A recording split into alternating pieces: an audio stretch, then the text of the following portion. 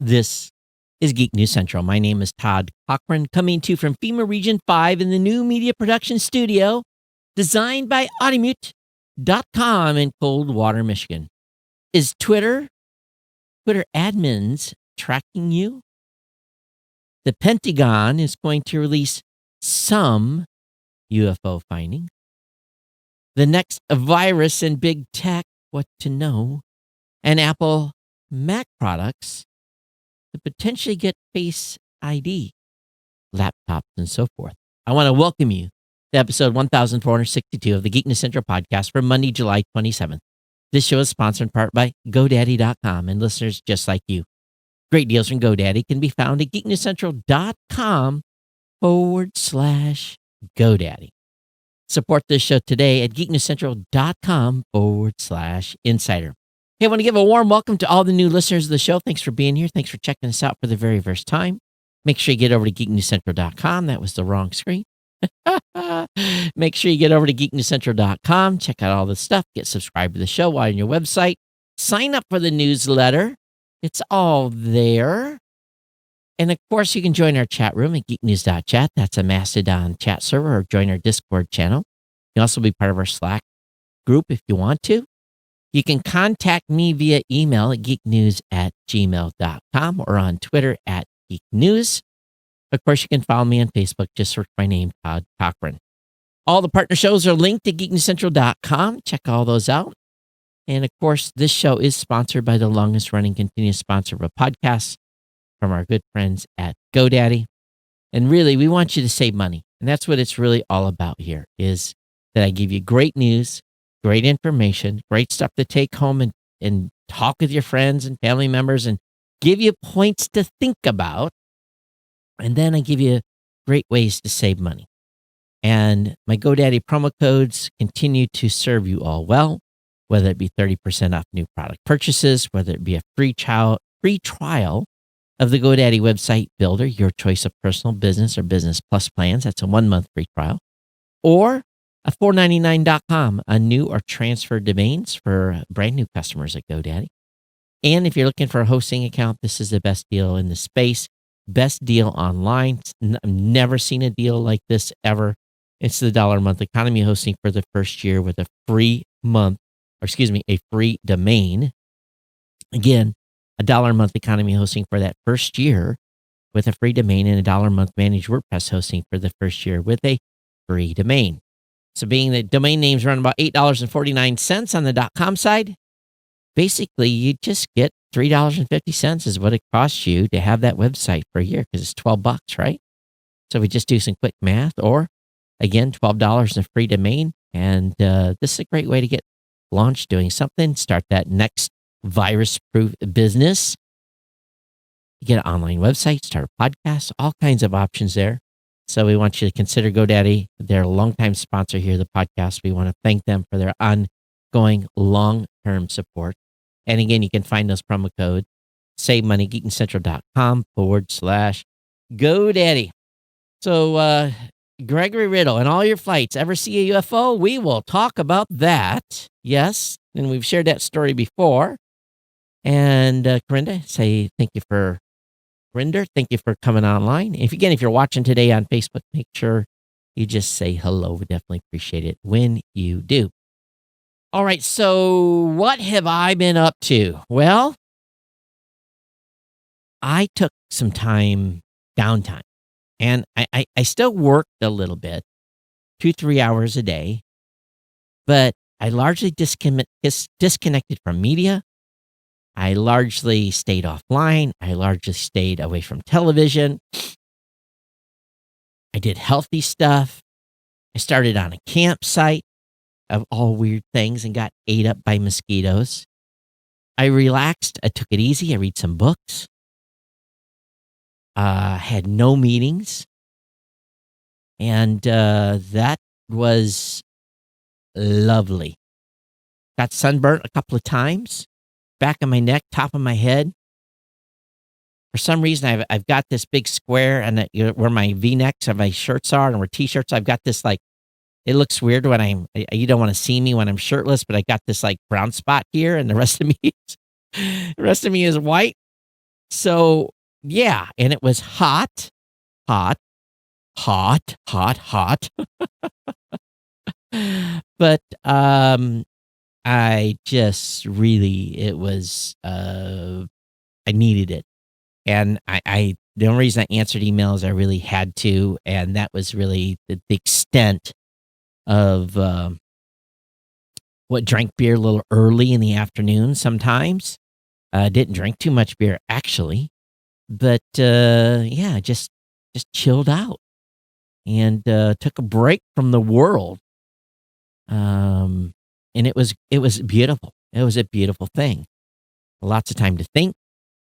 I get some ideas wrote down. I had a little book with me. I was writing, it's amazing when you're just like doing manual labor and stuff like that, and all of a sudden just an idea comes to you, and you say, "Well, let's talk to the team about that." After I come back to working a regular schedule, and it just, even though um, it was largely a really not do anything type of vacation and really go nowhere. It was really just kind of this, taking a break.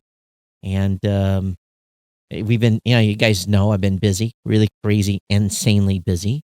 And back at it today, and 9.5 hours doing calls, meetings, and everything else. So it's just the insanity begins again.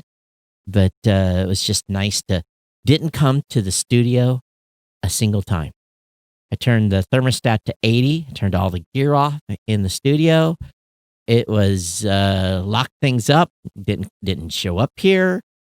Very rare again, kept my laptop closed. It was good. But anyway, coming back out of this media mitigation method that I used, been having lots of thoughts. And something occurred to me, and this is Todd's hypothesis. This is just something Todd's been thinking about, or didn't hear about this, and maybe if there's someone in the news or somewhere, I don't know, maybe something subliminal. But again, I've kind of been disconnected for 10 or so days. Is the thought with all these spikes across the country? I don't continue not to trust the Chinese. I really, really don't. The government, that is. I don't trust the Chinese government. And, the president was hurting them bad economically. He's getting some deals. And that pissed him off.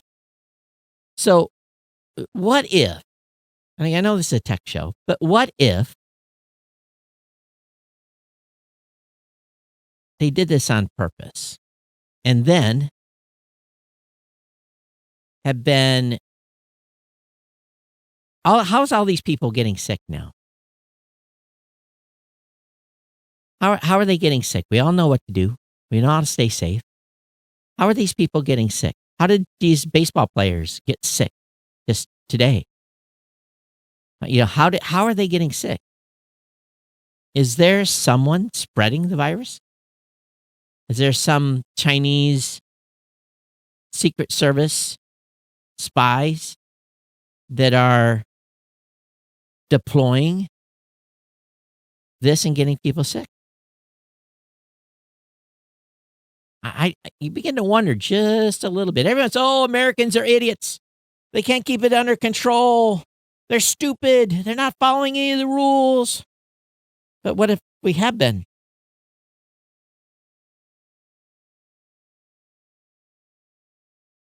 Could it be? Anyway, something to think about. Again, it's just a conspiracy. Todd's conspiracy. How many more can we have? Let's have some conspiracies. Let's have some fun and have some conspiracy emails come in. If you got a conspiracy, it can be as outlandish as you want it to be, and we'll talk about it at the beginning of the show and have a little fun with it. So this is Todd's conspiracy that the Chinese government spies are here and getting us more sick. That's my conspiracy. I don't know. I'm not a doctor. I don't know. I don't care. Remember, I've been largely living my normal life minus um anything that minus what I can't do that the government hasn't allowed me to do, like go to a bar or something like that. And what do you say? And is it someone else getting us sick on purpose? Chemtrails. Some of you will remember that from back in the time. Are they spreading the virus via chemtrails? Anyway, so Toby, Gregory, Brinder, welcome to the show. If you're watching live, make sure you say hello. Joe checked in. Make sure you say hi in the comments. But let's get into and Greg asked in the beginning here of the show, and I'll move the articles around a little bit. Let me go get it here. Pentagon's UFO program will make some, I like how they use this word, some findings on unexplained objects public. Well, you all know that I had a UFO experience when I was about 13. I've talked about this story many, many times.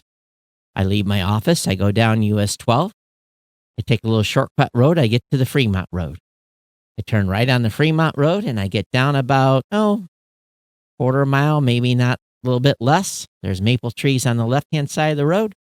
And off the side, we could see between the trees an object. And it was the traditional gasoline barrel, big, one of those big gasoline barrels, like 500,000-gallon barrels that are normally buried in the ground. Object that was moving in the sky, parallel to us. Stopped, pivoted, and this was early evening, probably just about dusk. Did a 90-degree pivot on its axis, not a sweeping turn, but a pivot. Crossed in front. My dad was driving our old Chrysler. My mom was in the passenger seat. My sister was in the driver's passenger. I was in the right-hand back seat. I watched it come across, lost sight of it, came across on my side, and with our non-air conditioned car with the window down, I saw it right off the right-hand side of the car, and holy crap. It did another 90 degree. And about that time, my dad decided it was time to go down the road, and he punched that 8-cylinder Chrysler 4-barrel, kicked in, set us back in the seat, and we're racing down the road, and this thing's keeping pace with us. Probably 100 yards, maybe 150 off just a little bit, maybe 80, 90 feet. And all of a sudden it went shoot, and it was gone. And it did the classic up, turn right, and move out. And that was one of those summer quiet evenings. Windows were down the car because we didn't have air conditioner. We were poor. Not poor, but, poor. And Dad never talked about it. I came home, I shut the curtains in my bedroom, scared the shit out of me. And my mom and I talked about it a little bit recently. So that was at 13 I saw a UFO. 12, 13, somewhere right in there. Then I was in the Navy. And me and 20 of my fellow shipmates saw something that we can never describe. All I would describe it as an orb. An orb doing things that should not be possible. In an area, over a country that was tightly controlled. Doing all kinds of incredibly high-speed maneuvers. And let's put it this way. It wasn't from here. No way. No way possible. And a couple of my shipmates, we talk about it jokingly from time to time. We had tape on that. That tape disappeared. It was weird. It was an orb. And during combat operation. So it was something. And it was highly mobile, incredibly fast, incredibly small, burning a lot of energy, running super, super, super hot. And I don't know. Don't know where it went, because it was making maneuvers that you would have been jello if had you been inside whatever this was, because it was pulling G's and speeds that have no right of explanation. So yeah, I've seen a few things. Yeah, I have. So the Pentagon's UFO program will make some findings on unexplained objects public. So, Office of Naval Intelligence may reveal some findings about a mysterious, unexplained aerial phenomenon to the public. Buried in a Senate Subcommittee on Intelligence reported by Mark Rubio on July 17th is a section on advanced aerial threats, which discusses the efforts of the Unidentified Aerial Phenomenon Task Force. Now, when you are in intelligence, you get access to stuff on a need-to-know basis. And that need to know varies. You can be written in, as they say, or read in to programs to see information that other people's with a similar security level cannot. And you have to make sure that the people that you're talking to that have the similar, we call them tickets, have the right tickets to be able to be in a group that can discuss the stuff that you have access to and they have access to, so you can co-work together. I would have loved to have gotten a ticket on the Unidentified Aerial Phenomenon Task Force. That would be a dream ticket to have. But had I had that ticket, we could not have this conversation. But since I didn't, I can speculate all I want. So the report suggests a task force has been established to standardize collection and reporting on unidentified aerial phenomena, the links they may have to foreign governments, and the threat they pose to the U.S. military. The Times says Pentagon officials will not discuss the program. The committee has directed the task force to prepare a report including observed airborne objects that have not been identified within 180 days of enactment of the Intelligence Authorization Act, which governs how intelligence is reported to Congress.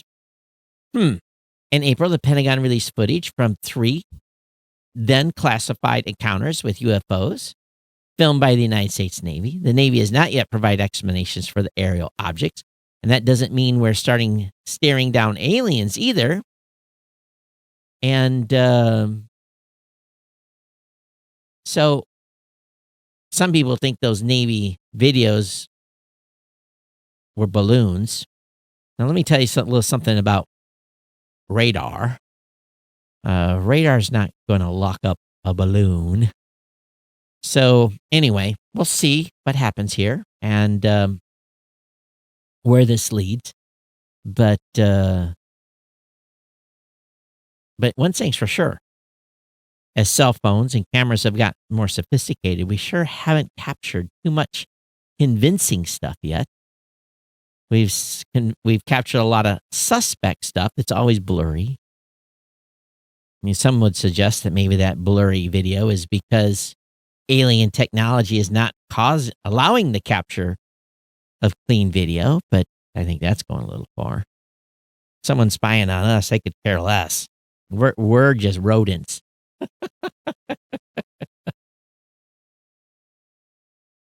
Laura, yeah, of course, you have to listen to this show for a while. You get all the inside information. So ask Chantel about that. She'll tell you. So anyway, she was younger, man. I don't know how much she remembers. She probably had been 9 or something like that about that time. But here we have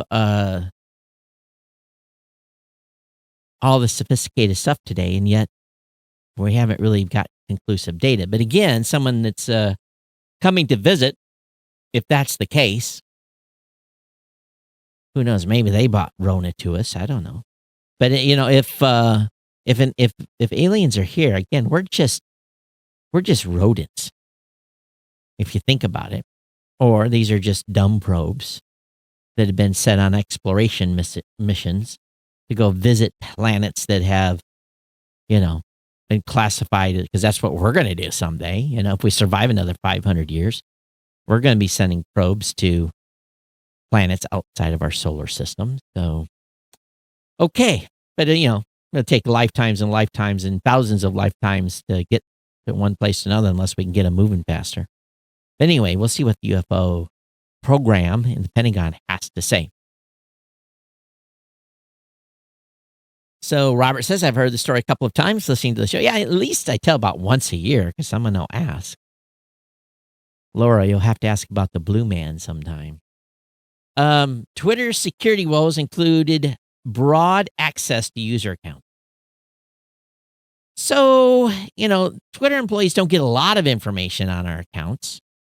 The 1,500 workers who reset our accounts, review user breaches, and respond to potential content violations to 186 million daily users, they get access to information like email, phone numbers, but it's a starting point to snoop on or even hack an account because, yes, you can see approximate location data gleaned from their devices and their IP addresses. So if you are a famous person and you're looking to, find out where a celebrity may be, or their email or their telephone number, you might be getting some of that data. So employees and contractors have access to tools they need to do their jobs, but they also have a lot of access to information that, allows them to spy. Well, a lot of, I was talking to someone here recently, and they're a bank employee. And we just having a conversation. I said, well, I wonder how often someone at a bank looks up some guy or gal's bank balance to see what their status is. And I was led to believe that it probably happens more than we think about. So, I'm sure there's some sort of tracking at many banks, but imagine, some individual, guy or gal, has a romantic interest in someone. They can do a little investigation just by typing in their information and looking at their balance. Or when you're in there doing a transaction, guess what? They see your balance because you're doing a bank transaction, right? So what a better way to size up a potential partner. See if they've got $5 or 5 million in their account, right? So this happens across the space in all these companies. So we all can be pretty much assured that people are just looking at data as much as anything else because people are curious. They do that kind of thing. Okay, so there's a new website I haven't seen before. Kirk found it. Good job on him, and thanks for Kirk doing the show, getting the show prep ready. It says it's from protocol.com. And the title of this article is, We're in the middle of the COVID-19 crisis. Big tech is already preparing for the next one. Please, not another one in my lifetime. Please, we've had enough. Really, we've had enough. On Monday, the Consumer Technology Association, CTA, the same people who put the CES show on, it's not the Consumer Electronics Show anymore, it's the CES show, launched the Public Health Tech Initiative, a work group that includes prominent CTA members, including Microsoft, Facebook, Philips, as well as healthcare players like CVS Health and American College of Cardiology, Northwell Health, New York's largest healthcare provider, blah, blah, blah. And they're all working together now to talk about the lack of access to care. People are being affected because of COVID and not being able to get their checkups and stuff done that they've had to put off for months. Talk about me trying to get in a dentist. Yep, first available appointments in October. That's, my teeth aren't going to fall out of my head. but I'm definitely going to be way off track from cleaning. Just goes the same for anyone that has to go get get checkups and so forth. But then it is also looking at ways to use technology to transfer patient data between health systems, trying to do more tracking for the Center for Disease Control and Prevention, symptom tracking, all this stuff to try to feed the big databases. Now, if you think about what we have endured and the collecting of this data and knowing as much as they can about this thing and where it's popping up. And, I heard a couple people died from COVID from burning up in a house that was a meth lab, but they died from COVID. But that was a real headline, I guess, that there was an actual reported COVID death for whatever reason. But anyway, we've all been cooped up and locked up, and who knows what's been going on in our communities while we were. Nothing like to have a crisis to scare people to stay in their homes. I don't think there was anything sinister going on in your towns. Did you see any weird construction or anything like that going on, or was it locked down? Stuff happening in the middle of the night, stuff going down the roads. We'd never know, right? Because we were all locked down. Less eyes on moving traffic of what's happening. I'm not saying there's a conspiracy out there, but I'm just having a little fun with the conspiracy things that are being out there, being spread. Thought we'd have a little fun in the show as well. So anyway, we've got a bunch of tech companies getting together to collect all this data, do predictions, modeling, all that stuff that they got right and wrong during this whole thing. Moving on to a more fun topic. So you have a iMac, you have a MacBook, you have a MacBook Pro. What do you have? Do you have a Windows machine? Well, we know many iPhone and iPad models let you unlock your device with your face using Face ID. Try to use Face ID with your mask on. It doesn't work. How many of you have had to get used to punching in your password again, right? It doesn't work. My phone will not on, and it pisses me off because I'm trying to look something up. I got to punch in the password again and again. It shows you how much you've gotten used to using Face ID. So are you ready to be able to unlock your machine with your face? In other words, your iMac or your MacBook? It is potential. This may be getting an update. Mac OS Big Sur. Face ID has potentially been revealed there. So we will see if they do that. And remember, you cannot be compelled to unlock your phone with your password, but you can be compelled to unlock your phone by a police officer with your thumb or with your face. Just remember that. We've talked about that many, many times here. Not saying you're doing bad things, but if you are, remove that Face ID unlock and remove that thumbprint ability. Use your password. That way you cannot be compelled. Now, they're going to still take your phone, and they're going to try to unlock it brute force, and they're going to get a warrant, but you cannot be compelled to unlock your phone with your password. A report suggests local election officials' emails could be at risk for phishing attempts. Oh, lovely. Cybersecurity firm Area 1 found 666 of 10,000 election workers use personal email accounts. Oh, but brilliant. Brilliant. Many election officials across the United States are using email systems that could make them more susceptible to phishing attempts, according to a new report. Area 1 Security found less than 20% of the 10,000 state and local administrations had advanced anti-phishing controls in place, and about 666 of election officials relying on personal email for election-related matters. Jurisdiction in several states, including the state of Michigan, where a version of free XM, EXIM software that Russia's GRU intelligence service had targeted for online attacks in 2019 is being used. Security experts told the Journal it was unlikely that weak email security would lead to vote hacking. However, since the email systems aren't connected to systems that count votes, of course. But if your machine's hacked and you run the spreadsheet for totals on it, it raises concerns that local election officials may be unprepared for possible intrusions into their email systems. GRU was accused of stealing and leaking emails from Hillary Clinton's presidential campaign in 2016 and 2018. And of course, GRU had registered web domains that appeared to spoof government web addresses for phishing purposes, etc., etc. And already this year, foreign hackers have targeted personal email accounts of staffers working on campaigns for both the Democrat and Republican candidates. Senate-backed hackers from China tried to target staffers' email on the Biden campaign, while Iranian hackers have targeted the Trump campaign staff email. Yeah, thank Google, which reported the attempt, said last month it had not seen evidence that those attacks were successful. You need to have double authentication going, folks.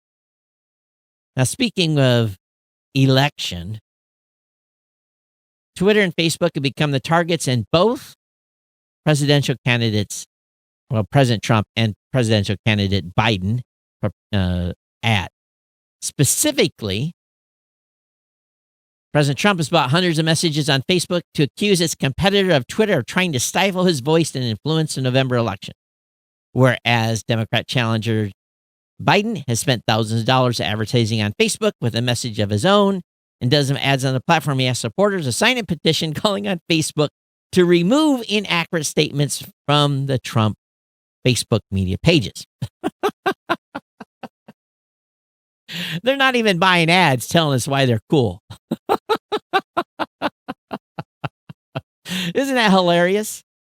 They aren't even buying ads to say, vote for me because I'm doing this. They're buying ads trying to get social media accounts banned and social media accounts and attacks on Twitter for stifling that, come on now. That money's probably better spent doing something else, but oh my gosh. It's a huge departure from 2016. And if you were leading the Trump or Clinton campaign, you weren't writing letters to Facebook all day long. It wasn't so much a central campaign issue. Now it seems like it very much is. And of course, all Americans are on high alert about all these sites, and they're being stifled. Oh, who's that? I forgot to silence my phone. Meanwhile, it's like everyone doesn't believe anything on social media anymore. Messages being filtered, messages being changed, even real doctors coming out and making comments are being, censored. And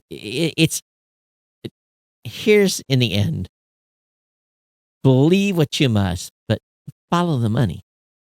Follow the money on this whole thing. We'll see what happens in the end. But follow the money. Don't let a good crisis go to waste. Oh, I don't even know what this is. Digital banking app, tech unicorn, Dave.com. What is that? I don't even know Dave.com.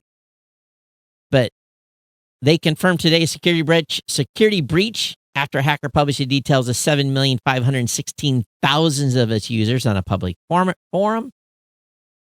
As a result of the breach, WayDev, one of Dave's former third-party service providers, a malicious party gained access and unauthorized access to certain user data.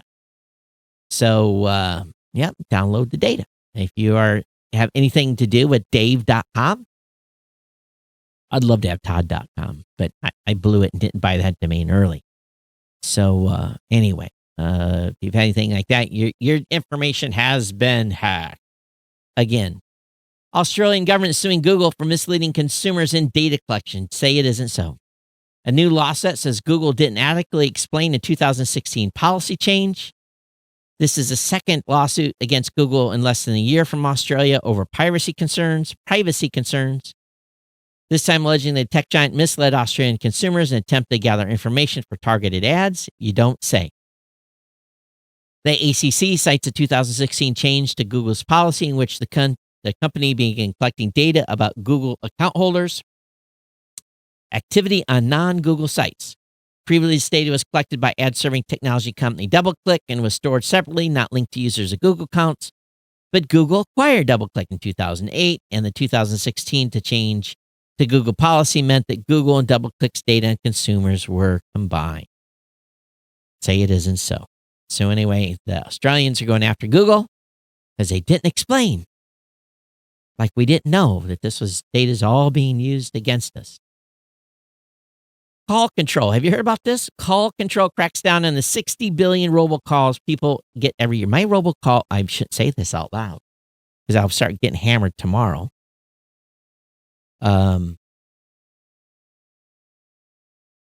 Rick, 666 officials, explain to me. I don't know what that means in the chat. Call control cracks down on the 60 billion robocalls, and you pay about how much is it? 1 year subscription to Call Control Premium service available for $19.99. A $10 savings off the regular price. They say this is a pretty good app. Solid 4 out of 5 stars from nearly 100,000 Apple App Store and Google Play reviews. So if you want to save some money and get this, my robocalls are down dramatically. And knock on wood, because for a while there, it was pretty bad. So the Metropolitan Transportation Authority, and I think this is the New York Metropolitan, New York, New Jersey, etc., has a pressing problem right now. When you search for a certain train stop, or is that the right word to say it? A certain metro station, you get some less than delicate sounding language among the results. And the results are quite interesting. Flirtatious beep, beep, or beep, hungry beep, beep. Yeah, that's a search result that leads to an MTA site. And Google admits they had a problem. Apparently, when people were the train stop was Ossing, Ossing. I don't even know how to pronounce that. I guess that's some borough or something. Ossing, Ossing.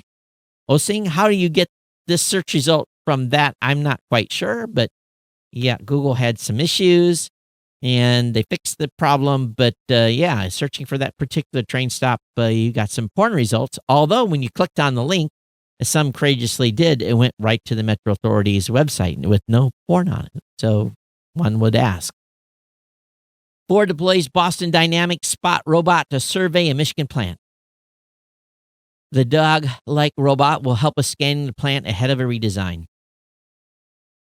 You know, you would think that Ford would have detailed designs of all of its plants. But apparently, they don't. So they're going through and rescanning the entire plant to get a survey of information to be able to work on, to help with the redesign. So we'll see what happens there. But that robot's walking around. So if you're a Ford employee and you're working in that plant, be on the lookout for Fluffy and Spot, the two weirdo robotic dogs that are going to roam the Van Dyke transmission plant in Dearborn. So don't have to worry about them catching COVID-19. You have a Garmin product? Well, Garmin confirms a ransomware attack took down their services for about 5 days. A brief statement on Monday, the company said it was hit by a cyber attack on July 23rd that encrypted some of their systems. It was one of those encryption malware, pay us money to unlock our stuff. But Garmin said it had no indication that customer data was accessed, lost, or stolen. The attack caused massive disruption to the company's online services. And TechMaker previously attributed the incident to an outage, but sources feel the incident told TechCrunch that the outage was caused by file encrypting malware. And their stock plummeted from 102 to 94, but it was back trading up to $100 on end of trading today.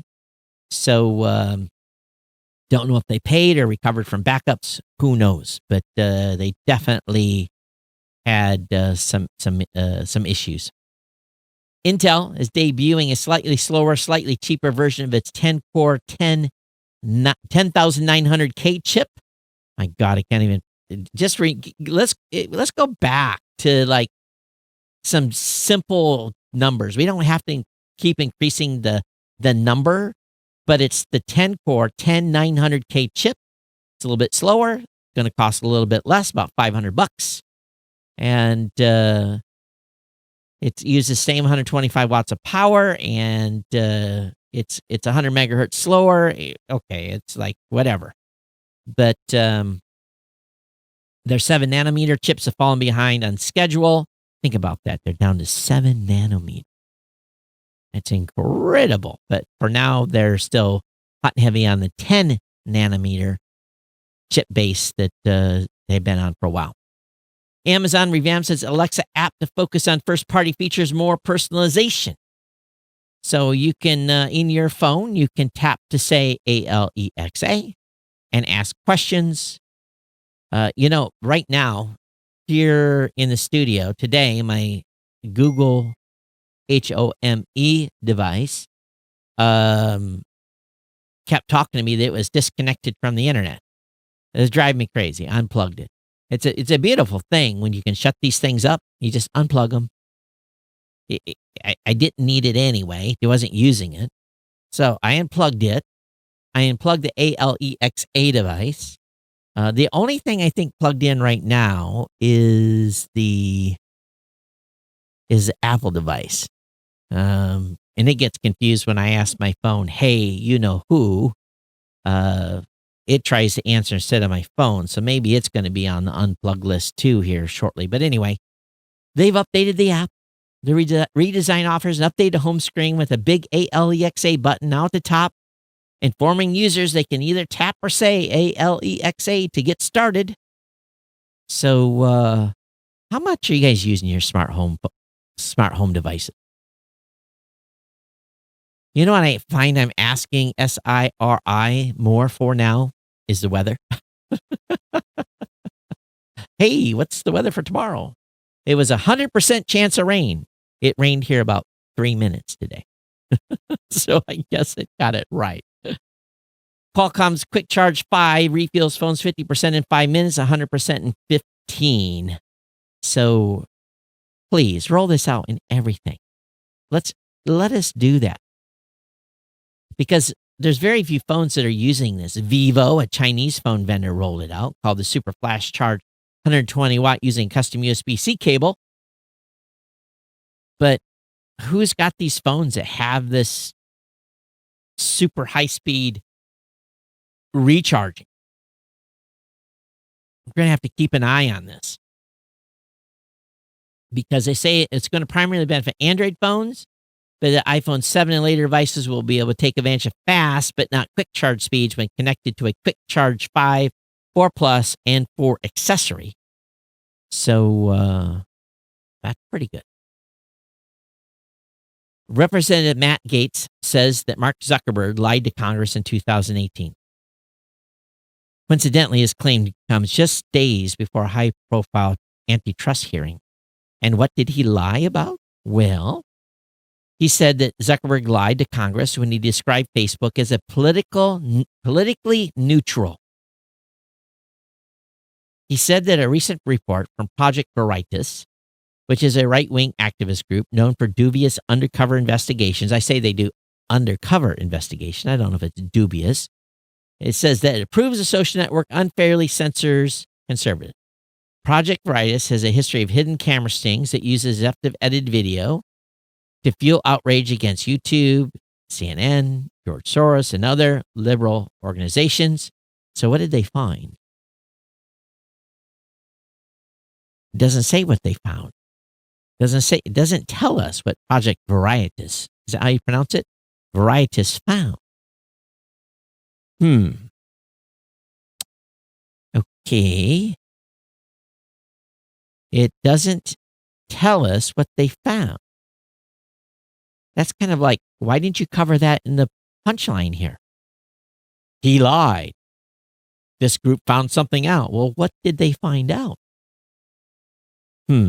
Anybody know? Email me, geeknews@gmail.com. Heathrow Airport's going to bring in robots to fight Rona. So disinfection robots have installed at Heathrow Airport as part of a measure to help keep the passengers and staff safe.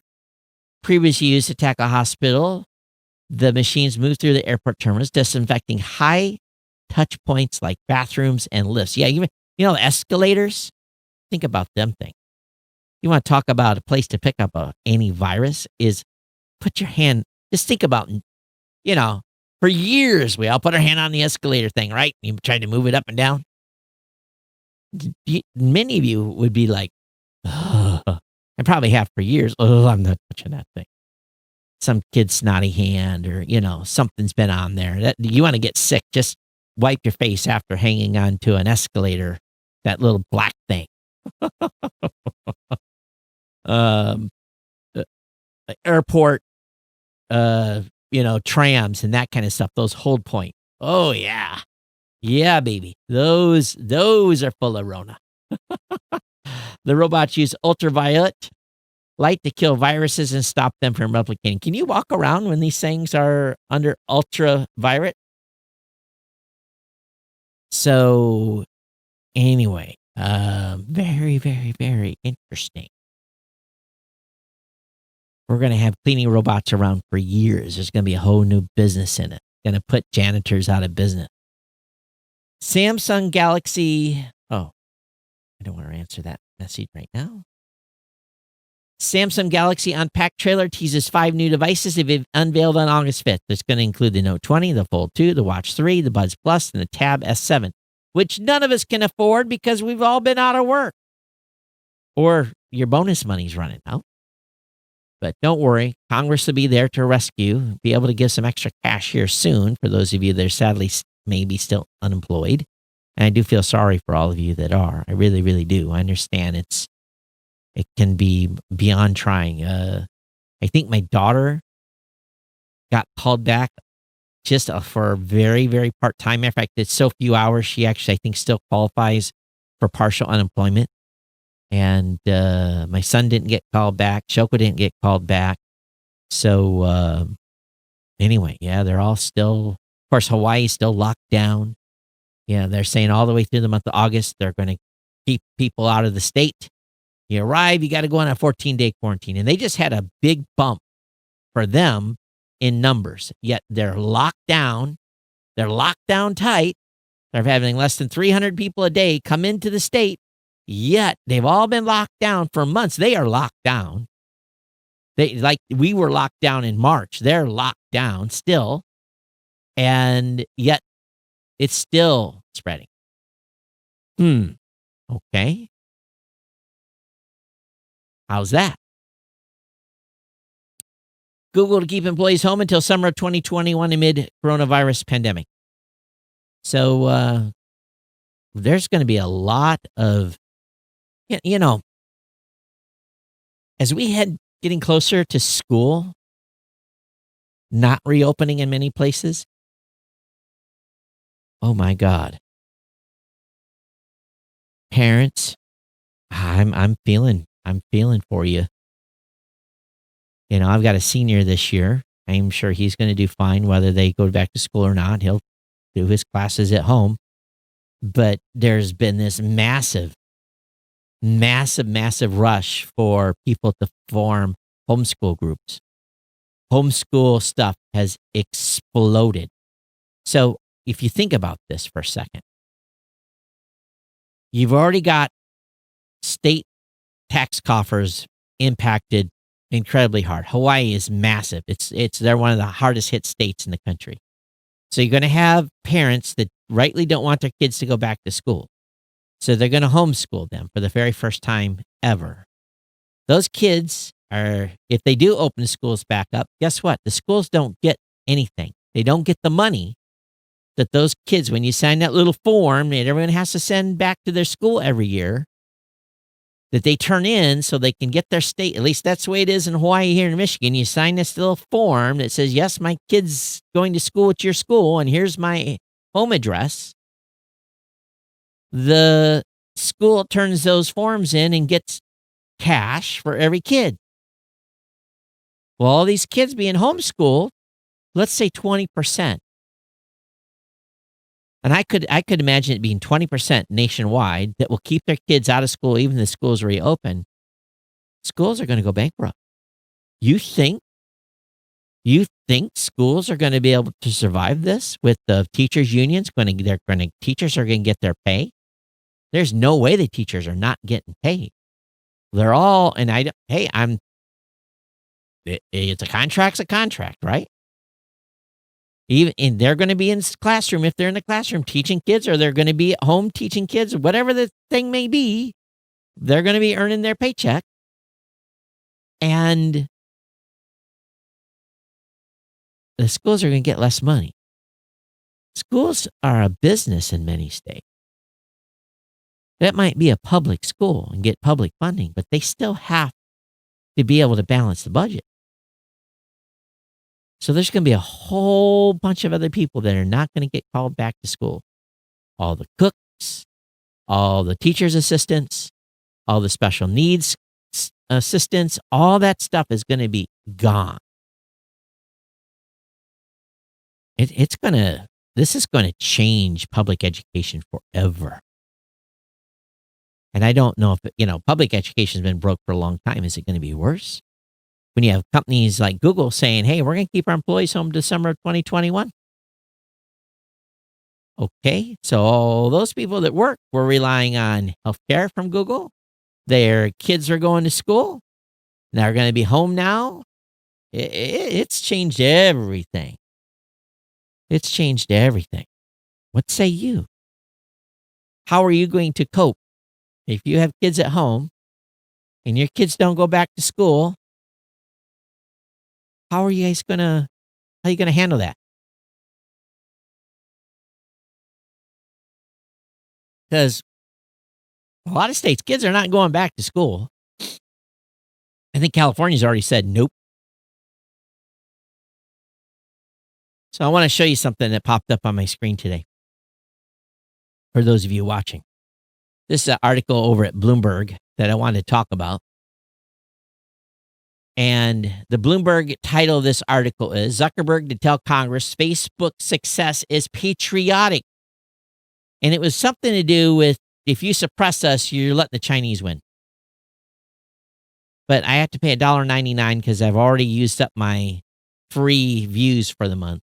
But I'm not going to be able to link to this article or talk about it because I've got to pay. And that's not in the budget. I haven't run out of New York Times free. Oh, actually, I have. And I don't know how because I haven't watched any news this month. But there's another one here. Jeff Bezos cast in a role he never wanted. Amazon's DC Defender. No credit card required. Sign up today. Well, here's another one. We're not going to talk about it. The link's going to be not going to be in the show notes because I can't get to it. Oh, let's go to Wall Street Journal. Hey, look at this. Wall Street Journal, I'm good to go. Police request for Google user location history faces new scrutiny. Geofence warrants are staring down their first legal challenges, and good for them. Specifically, if you live in a couple of states. Criminal defendants in Virginia and San Francisco are disputing geofence warrants, which authorities can use to scan geographic areas and time periods for suspects through user location history stored by technology companies. As these motions await arguments and potential decisions as soon as August, New York lawmakers are pushing legislation to ban the practice, as well as defund the police and everything else. Gun sales are record numbers.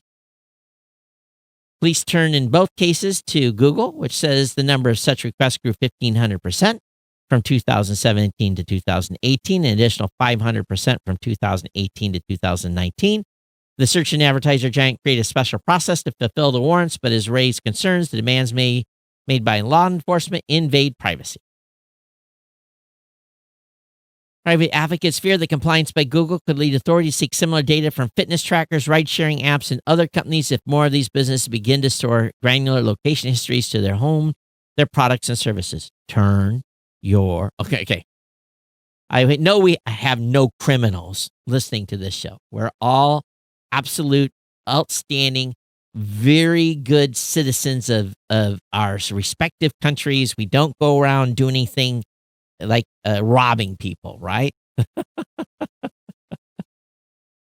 But it seems those that do are stupid enough to leave their location data turned on. So the police are able to get all kinds of information. So I know that it can be abused, but if it's a proper warrant signed by a judge, then I think that this location data is, probably doing well in getting some of those that are, less inclined to follow the law to be arrested. Proximity of you. Yes, you were around this house at this time on this day. And just by chance, that house was robbed. Oh, and we got a warrant for your house because of this location data, and we found some of that stuff. I'm sure that has been used a lot. So, but it is unclear how many companies comply with these police demands. I would say probably all of them. I would think so. But anyway, a little bit of an interesting article in the Wall Street Journal. I'm being a little bit tongue-in-cheek tonight. I apologize. But if you live in India, yes, if you live in India, you have a little bit of skills, and I use the word skillz, skills, you can be a hack for hire. Yes, a hacker for hire. And there's a good article from Mint about how someone in America is hiring Indian hackers to do hacking against companies and collecting information. So, hack for hire, the targets are varied. Corporate employees, politicians, and even ex-lovers sometimes. And what an offer is often low level. Email password, access to social media accounts. So, you hear about this lady here in Michigan, right? She was pretty pissed. I thought it was fake when I saw it initially. But there was a lady that poured a couple gallons of gasoline in the back of her boyfriend's Jeep or some SUV. And then she had one of those click fire starters, the ones that you use to light your grill and that type of stuff. I guess she didn't understand vapors and how gasoline is so flammable, but she clicked the button, leaned into the car with her face at the same time, and it blew up and blew her out up against the vehicle. It's pretty interesting. Pretty interesting video. And she got up and collected her evidence, but she's been arrested for arson. But yeah, boyfriend, girlfriends, ex-wives, they get very pissed off and do all kinds of stuff. So, that gal that burned up her boyfriend's car, she may have been, a little more invested in hiring a hacker out of India to get her boyfriend's email account, social media stuff. Hey, Dan, how are you? So, anyway, this is a pretty good article talking about what's going out of India and people being hired to be hackers. All right, final article. We talked about this already, so I don't have to go through that again. It was about election officials. Now, let me go ahead and back up here. Did we have any comments? July 16th. When was the last show? Oh, I think that fits the narrative. I think so, yes. So, got an email from Rob. He said, after you spoke of interesting mask you saw someone with this mask in our town recently. I've got to show this. This is fantastic. And it's, oh, come on. Don't let me, it's showing in a weird, okay. So it costs, $13. Fantastic. And it's got, here it is. This is what it is. Please, please, please. One of you, I'm going to provide this link in the show note. Please, one of you buy this and wear this to town. I think every Geek News Central listener, I'll have the link up in the show notes. It's $13. We can get a lot of mileage out of this. We can have a lot of fun. It's a cosplay steampunk plague doctor mask bird peak prop. it probably is better than a regular mask that you buy that, lets all the air through. But this thing is awesome. So, yeah, one of you, please, or two of you, buy this and then send the video. Oh my gosh. I don't know if I'd have the guts to wear this, to be honest with you. It'd be fun to get the reaction, especially if you were like going to the grocery store or Walmart, someplace like that. If you can actually see out of this thing, it would be even better. And you could put a mask on the mask. You could put a mask over the beak of this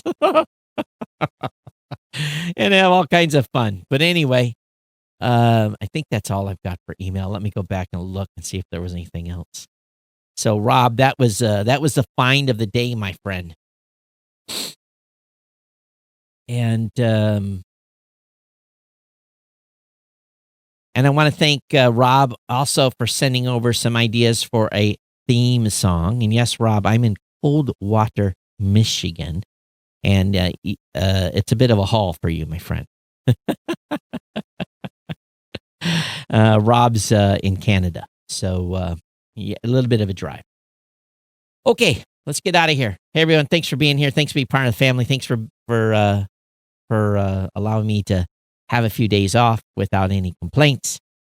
And as always, you can send your email comments to geeknews@gmail.com. It's been my pleasure to bring you the show. Be back with you Thursday for another podcast. Back on track, back on schedule, nothing else to do. And at least until Hawaii decides it's going to allow me not to have to do a 14-day quarantine, I'm not going anywhere. So everyone take care, and we'll see you next time here on the Geek News Central podcast. Everyone take care. We'll see you next time. Bye-bye.